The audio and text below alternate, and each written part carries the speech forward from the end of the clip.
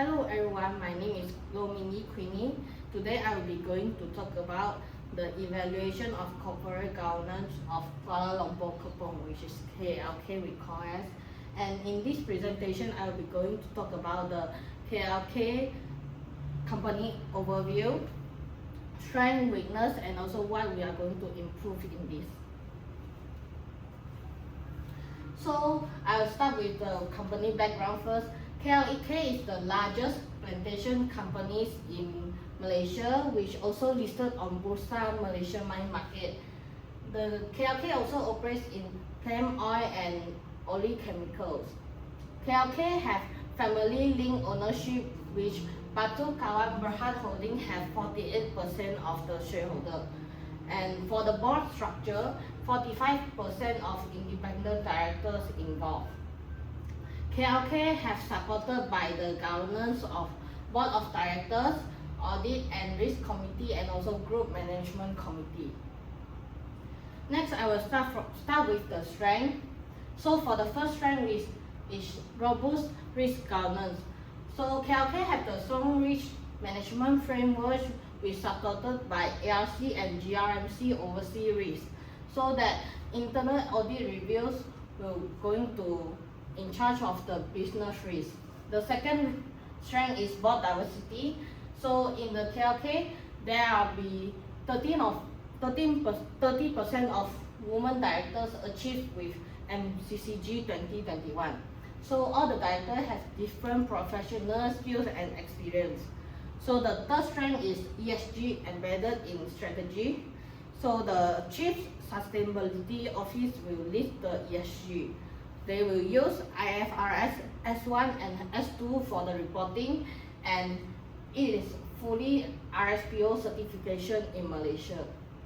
The next strength is anti-corruption, which Code of Conduct, anti-bribery policy, and also the whistleblower channel will allow employees to report in the misconduct safety. The next strength is strong traceability. There will be a 97% of plantation traceability and also 98 amount of traceability.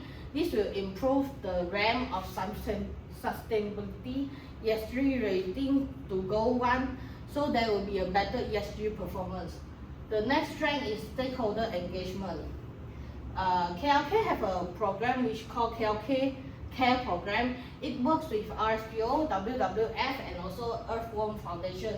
This will also able to improve the sustainable practice. Next will be the weakness. So the first weakness of KLK company is principal conflict. In the KLK, they have a family ownership which is have a 48%, which is quite high rate. This will be affect the board independence. The second weakness is long INED tenure, which one of the independent director have served over 9 years.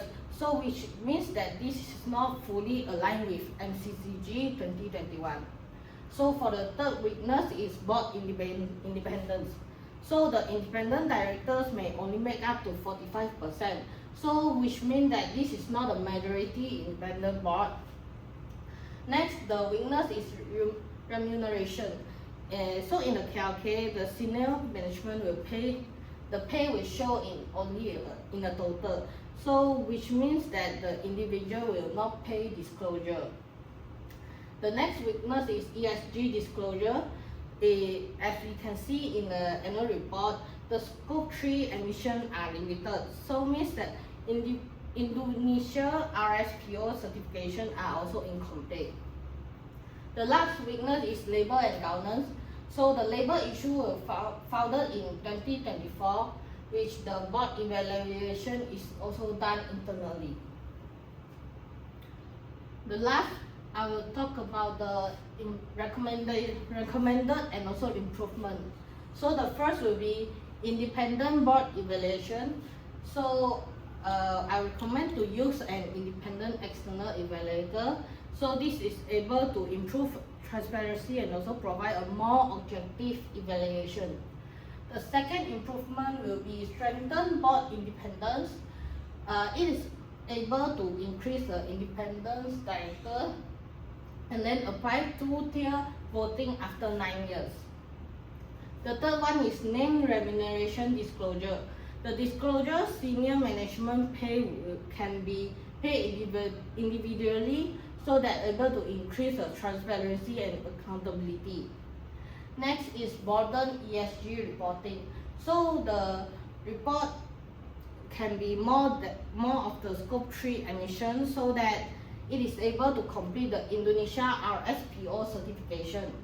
And number 5, improvement will be dedicated technology or AI oversight. KLK can create a technology or AI commitment so that it can improve cyber risk oversight. The last improvement is wider stakeholder participation. KLK can introduce hybrid AGM voting and also improve their government's reporting. And the overall is KLK has met the Bursa Malaysia governance requirement and also have strong in sustainability and also risk management. And some of the governance area still need to improvement, and the improve of board independence and transparency so that the good government can support the long-term business success and this SDG. So thank you, and this is all of my presentation.